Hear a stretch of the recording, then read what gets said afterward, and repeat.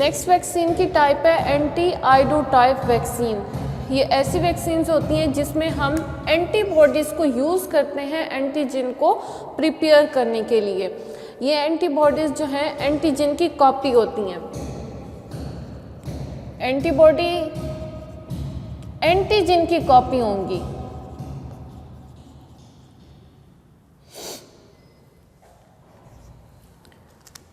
Anti आइडोटाइप vaccines ये ऐसी vaccines हैं जिसमें हम एंटीबॉडी यूज़ करते हैं एंटीजन को प्रिपेयर करने के लिए। ये जो एंटीबॉडीज़ हैं एंटीजन की कॉपी होती हैं और इन एंटीबॉडीज़ का नाम है आइडोटाइप एंटीबॉडीज़। अब ये वाले जो एंटीबॉडीज़ हैं एंटीजन प्रिपेयर करेंगे और फिर क्या करेंगी, जो दूसरी एंटीबॉडीज़ हैं सेकेंड एंटीबॉडीज़ हैं उनको प्रोड्यूस करेंगी। इनका क्या काम है, सेकेंड एंटीबॉडीज़ को प्रोड्यूस करना। इस किस्म की वैक्सीन्स जो हैं वो स्ट्रेप्टोकोकाई के ख़िलाफ़ इस्तेमाल की जाती हैं। Vaccines in which antibody molecules are used to prepare antigen. ऐसी वैक्सीन जिसमें हम एंटीबॉडी को यूज़ कर रहे हैं एंटीजन को प्रिपेयर करने के लिए। और एंटीबॉडी जो मॉलिक्यूल्स हैं आर कॉपीज़ ऑफ एंटीजन, वो एंटीजन की कॉपी होती हैं।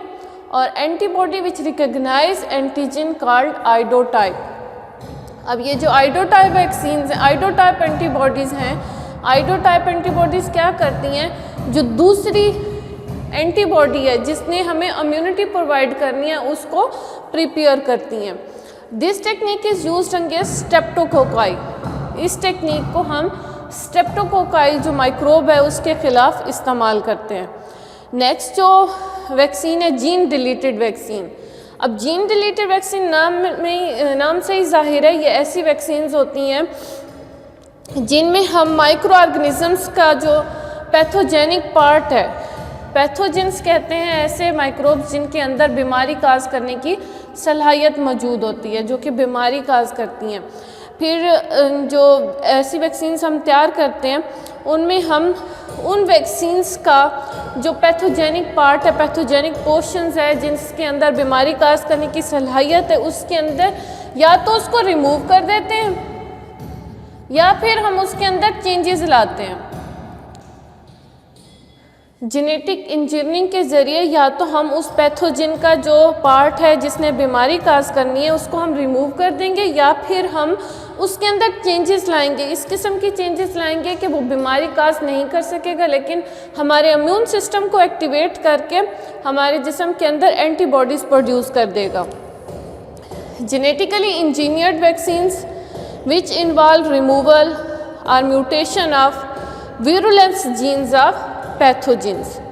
ऐसा जीन जिसके अंदर बीमारी काज करने की सलाहियत है उसको रिमूव कर रहे हैं।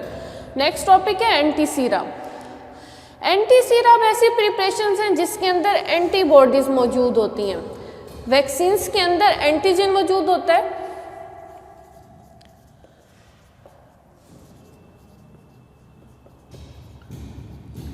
वही वाला माइक्रो ऑर्गेनिज्म बैक्टीरिया वायरस मौजूद होगा, उसको हम मुर्दा या फिर नीम मुर्दा हालत में वैक्सीन के अंदर वैक्सीन की शक्ल में तैयार करते हैं।